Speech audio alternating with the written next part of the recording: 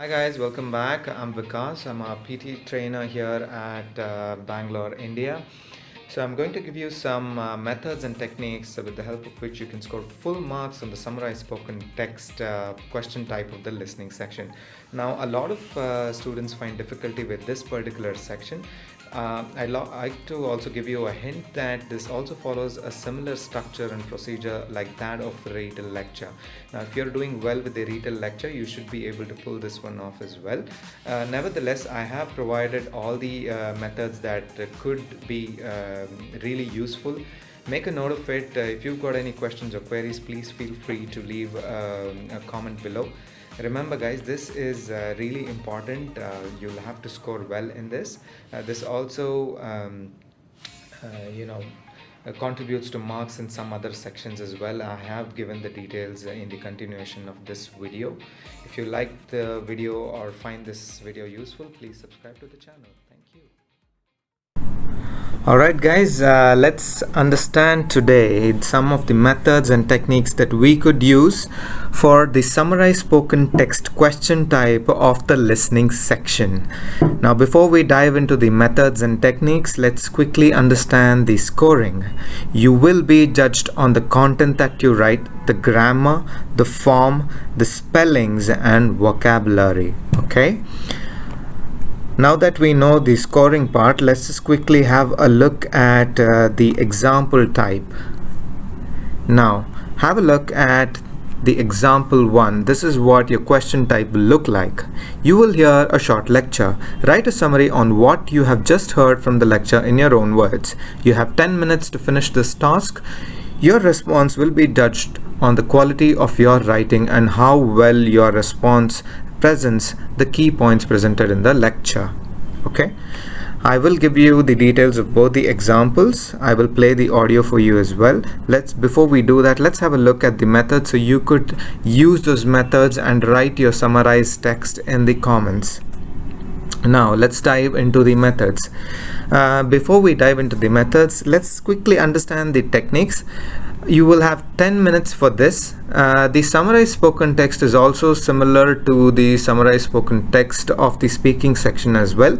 The methods of this section also remain similar.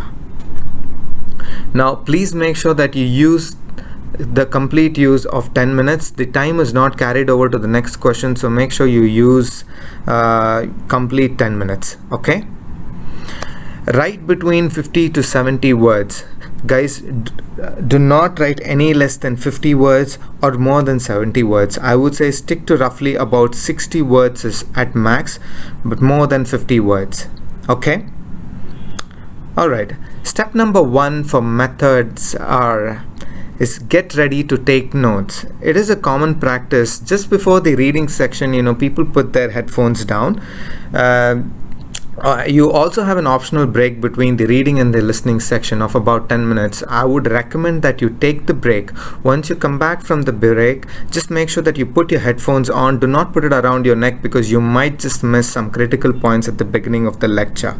Okay, make sure the volume is high so you do not miss on any points at all. Okay.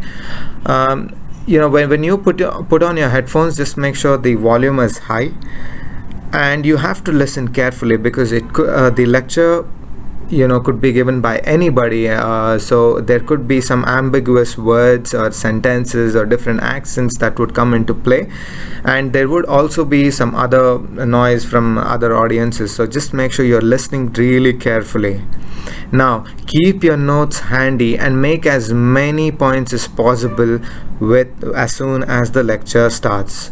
Make it a point that you make note of at least 8 points. The reason why I'm telling you this is so that you have enough points to make notes. So if you have just noted down 3 or 4 points, you will run short of points, or you could possibly forget the lecture. That could lead you to write some random stuff, right? And then based on content you could be given less marks. So make it a point that you make note of at least 8 points. Now when you make notes, just make sure that you make notes that are important and have meaningful keywords. Make notes of nouns, verbs, and adjectives. Now, step 2 is that you quickly draft the text using the keywords in the memory of the lecture. The reason why I'm asking you to do quickly draft the text is because your mind is fresh with memory of the lecture. So it's good as soon as you do not worry about the grammar part or anything. Just literally blurt out everything that you have on your mind. Like even if it exceeds 70 words, 100 words, it's okay. That's completely okay as of now. Now that you put all your keywords and the memory of the lecture in on the text, structurize. Let's get into step 3, which is structurizing the written text. So basically in here, if you've written more words or unnecessary points that you think, just go ahead and edit them. So here, spend about at least 4 minutes or 3 or 4 minutes to go ahead and edit, check for the spelling and grammar mistakes. Now you will have to remember that when you're the reason why people miss out on grammar is mainly because of singular and plural nouns. Okay, so make sure he talks, she talks, or dogs, dog, singular and plural forms basically. If you want full marks for it, make sure that your structure is complex but clear. If you find difficulty writing complex sentences, just go ahead and stick to simple and clear. In case you're not able to make up sentences, just stick to this kind of a template here. Alright, I have spoken about the keywords that you could, the connecting words that you could use. You could say the speaker was discussing keyword 1, he or she talked about keyword 2, so on and so forth. And you could conclude the lecture by saying overall the speaker was discussed the anatomy of human body or anything like that. I have given you the structure that you could use in summarize spoken text for speaking section as well.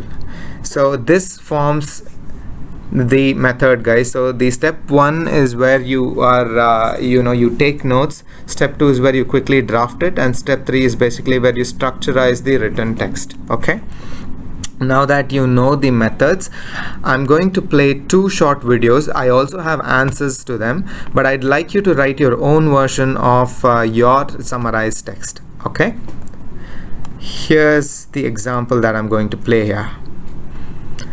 Guys, you could pause the video, plug in your headphones, get ready with your notes. Okay,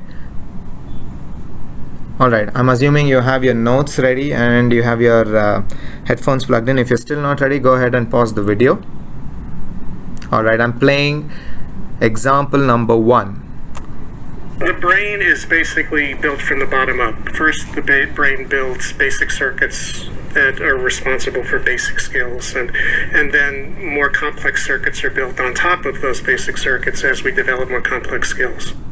Biologically, the brain is prepared to be shaped by experience. It's expecting the experiences that a young child has to literally influence the formation of its circuitry. It's built into our biology. The interaction between genetics and experience that shapes brain architecture is embedded in the reciprocal relationships that children have with adults in their lives. And by that we mean what we refer to as the serve and return nature of children's interaction with their adults. Development and the impact of experience on development is not a one-way street. It's a back and forth interaction. The brain is a highly integrated organ which has multiple sections that specialize in different kind of processes. So we have parts of the brain that are involved more in cognitive function, and other parts that are involved in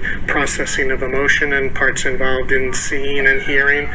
So if a child is emotionally kind of well put together and socially competent, that will affect more positive and productive learning. And if a child is preoccupied with fears or anxiety, or is dealing with considerable stress, no matter how intellectually gifted that child might be, his or her learning is going to be impaired by that kind of emotional interference. Alright guys, so there could be there could be some sounds, or you could consider this slightly ambiguous.